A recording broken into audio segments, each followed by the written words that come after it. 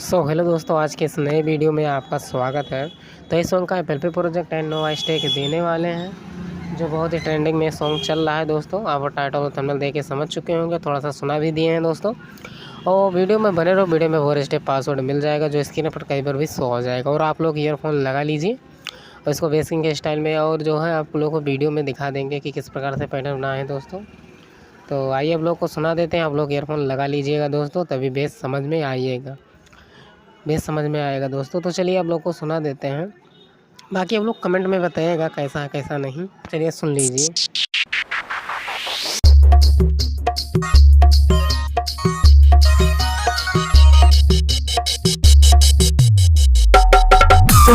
Music मुस्कान बाजार music मुस्कान बाजार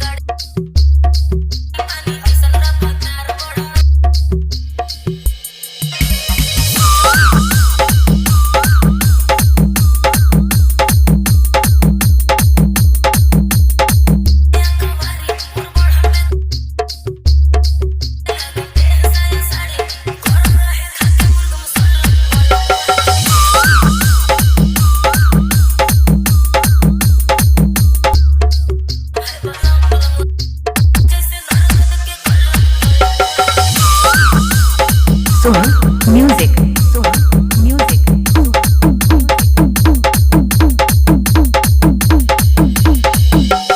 मुस्कान बाजार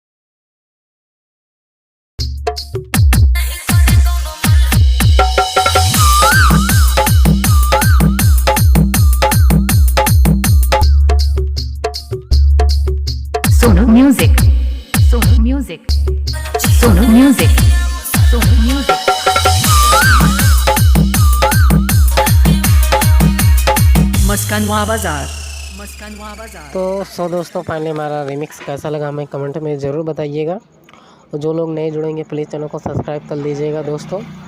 और कोई भी प्रॉब्लम आती है तो हमें कमेंट में ज़रूर बताइएगा। और वीडियो को लाइक ज़रूर कीजिएगा दोस्तों, ताकि हमें पता चले कितने लोग पसंद करते हैं। और डिस्क्रिप्शन में लिंक है, वहाँ से डाउनलोड कर लीजिएगा। और पासवर्ड तो आप लोग को मिल गया होगा।